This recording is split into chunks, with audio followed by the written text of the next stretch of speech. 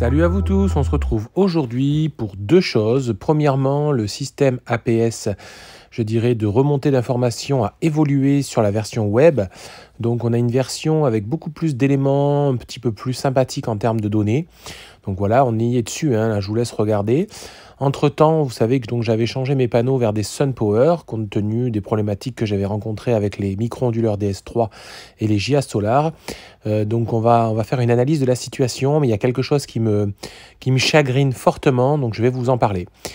Donc là, concrètement, si on regarde sur la journée actuelle, donc la journée du 3 juin, on voit que mes panneaux ont produit 12,13 kWh, donc ce n'est pas les pics les plus hauts que j'ai eu parce que en ce moment c'est assez orageux, donc voilà, on n'a pas toujours sur les éléments.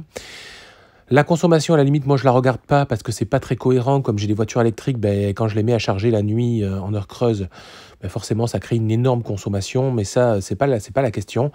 Par contre, ce qui me pose vraiment souci, c'est qu'on voit que sur 12,13 kWh produits, j'en ai rejeté 5,09 qui ont été repartis sur le réseau. C'est-à-dire que j'ai donné gratuitement à tout simplement à Enedis. Donc c'est presque la moitié, alors pas totalement, mais c'est 40% de ma production qui est perdue sur cette journée-là. C'est un premier exemple. Donc on voit ce graphique qui est assez bien fait maintenant. Ça c'est nouveau, effectivement, ça n'était pas comme ça avant. Et si on descend un petit peu, on va regarder le même récapitulatif sous forme de graphique. Donc le graphique, en fait, il faut le lire en fait tout simplement entre les couleurs foncées et les couleurs claires. Donc c'est là où on voit en fonction des périodes de la journée si je renvoie sur le réseau ou pas. Donc bon, principalement, finalement, je consomme sur toute la journée pas assez par rapport à la production. Alors bon, surtout quand c'est pas très linéaire comme actuellement. Mais voilà, donc on va regarder sur d'autres jours. On va remonter un petit peu plus haut. Donc on a toujours le panneau des modules. Donc là, ça n'a pas trop évolué. C'est-à-dire qu'on peut regarder des pics. Donc par exemple, on voit que... voilà, un exemple très précis. Je vous laisse regarder cet exemple-là. J'ai des panneaux 375 watts.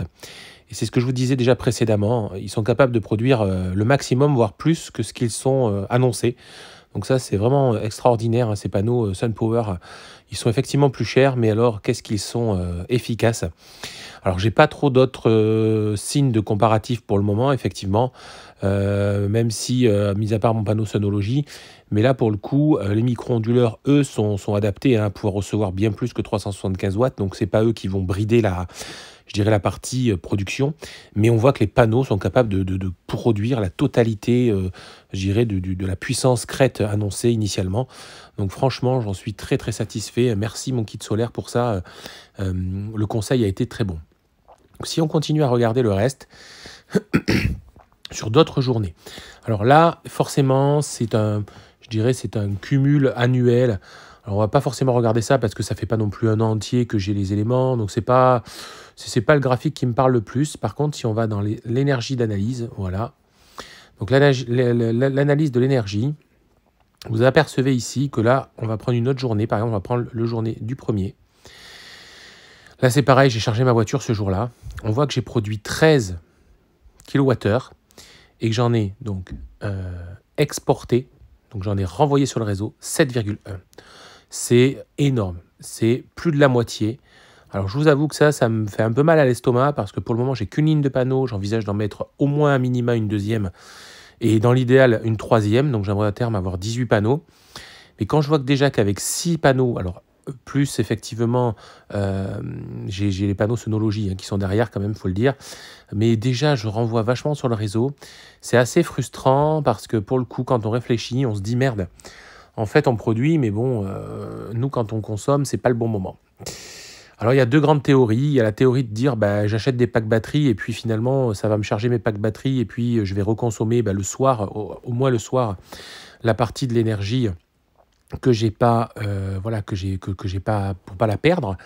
Alors oui, c'est une bonne idée, mais il faudrait qu'à minima j'ai au moins je pense un pack batterie de 10 kW pour 10 kWh pardon pour effectivement avoir quelque chose de cohérent. Aujourd'hui, un pack batterie 10 kWh avec je dirais le système la Sofar Solar qui va bien, ça coûte 5 000 €. Enfin, voilà, grosso modo, on est à 5 000 €. Donc je ne sais pas si finalement si je dirais l'investissement est intéressant aussi. Parce que, bon, on va regarder, alors j'attendrai d'avoir un peu plus de recul, mais si on regarde sur une période, on va regarder sur le mois de mai. Alors ok, le mois de mai a été très ensoleillé cette année, il faut le reconnaître, donc on est quand même sur une période assez sympa. Mais on constate quand même que j'ai donc, alors la consommation c'est toujours pareil, on s'en moque, mais j'ai quasiment produit 400 kWh, ce qui est plutôt pas mal, mais j'en ai renvoyé 155. 155, c'est quasiment 3 pleins d'une voiture électrique chez nous. Donc en fait, on a perdu 3 pleins d'une voiture électrique. Alors c'est pareil, si on le ramène en euros, bon, ça fait 25 euros. Mais bon, 25 euros sur un mois, alors après, on est comme je dis, on est sur un mois assez propice, un mois où il a fait plutôt bon. Mais c'est quand même frustrant de dire qu'on perd autant d'énergie. Donc j'ai soit la première théorie, donc c'est les packs batteries. La deuxième, c'est d'optimiser les charges des voitures au maximum, en tout cas pour continuer à bénéficier des heures creuses l'après-midi chez moi entre 14h et 17h. Ou alors, toujours pareil, j'ai toujours cette idée de pourquoi pas investir dans une borne de recharge intelligente. Alors elle est pas mal cette borne, mais je l'ai un petit peu, j'ai continué à gratter un petit peu cette borne de la marque Zappi. La seule chose, c'est que ce qui me pose question, je dirais, c'est que finalement, il faut qu'il y ait quasiment 1,4 kW de puissance pour que ça marche. Et c'est vrai que j'ai rarement ça en surplus, donc je ne sais pas réellement comment ça réagira. Est-ce que ça va quand même aller piocher dans tout simplement dans mon, je sais pas moi, dans mes heures pleines, et c'est pas ce que je souhaiterais. Donc voilà, je sais pas trop, il faut que je continue à réfléchir à ce niveau-là. On voit que sur certaines journées, c'est un peu plus correct. Là, j'ai produit 14. J'en ai effectivement exporté 3. Bon, c'est un peu plus correct. On va prendre des journées au pif. Là, sur 13, j'en ai exporté 5. Bon, voilà. On a eu des journées, alors là, c'est des journées un peu plus pluvieuses. Donc, enfin, pas pluvieuses, mais plus tristounettes. Donc, on voit que dès qu'il fait moins beau, donc là, on a été à 7,7 kW et j'ai quasiment rien exporté. Donc je me dis que le problème, c'est que si j'investis et qu'au final, l'hiver, je m'aperçois que la production, elle est vraiment ridicule, ce qui est fort probable aussi. Je ne sais pas trop voilà, si je ne regretterais pas d'avoir fait cet investissement. Là, par exemple, une autre journée où on a produit 13 et j'ai renvoyé 9. C'est-à-dire que là, c'est énorme. C'est vraiment énorme de chez énorme. Moi, ça me fait halluciner. Et le pire, c'est que finalement, je n'ai pas fait une grosse consommation cette journée-là. J'ai quand même importé beaucoup parce que y a eu certainement de la consommation la nuit, voilà, avec ce qu'il y a besoin tout simplement de consommer. Donc voilà, bon, je dirais que je produis assez pour couvrir quasiment mon besoin, actuellement au mois de mai, je précise, mon besoin global de la maison hors voiture électrique. Donc ça, généralement, on y est quand on n'a pas les voitures électriques qui chargent. Mais par contre, le problème de la linéarité de la chose n'est pas au rendez-vous. Donc pour le coup, c'est voilà. Donc je suis toujours en phase de recherche. Donc j'aimerais bien que vous me partagiez, vous, si vous avez déjà fait des recherches dans ce sens-là, si vous avez des solutions, quelles sont vos solutions en termes de tarification, bien sûr, ce qui reste pas forcément toujours le plus cher, parce que bien évidemment, le pack batterie, je pense que c'est peut-être la solution la plus simple. Mais bon, j'ai peut-être pas envie de se mettre 5 000 € là-dessus. Donc, bon, voilà, il faudrait que, vous voyez, ça c'est une journée où j'ai chargé ma voiture. Donc, en fait, il y a cette solution-là qui peut être possible. C'est-à-dire que je peux mettre ma voiture à charger, je dirais, à vitesse, enfin, à puissance faible. Donc là, j'avais mis à peu près sur 2 kW de puissance. Et je l'ai mis à partir du matin, vers dans les 8 heures. Puis, je l'ai arrêté, vous voyez, le soir, effectivement, il était 18 heures. Donc, on voit bien ma courbe, finalement, qui a produit toute la journée et que cette courbe, elle a été consommée d'ailleurs. On voit sur cette journée-là, je n'ai quasiment rien exporté. Par contre, moi, ce qui me gêne un peu, c'est que j'ai donc consommé de l'énergie, donc toute l'énergie bleu foncé.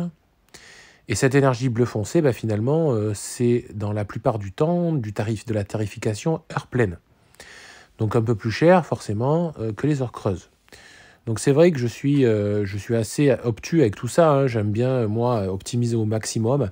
Et j'aurais peut-être pas une tarification heure pleine, heure creuse, je ne me poserais pas autant de questions.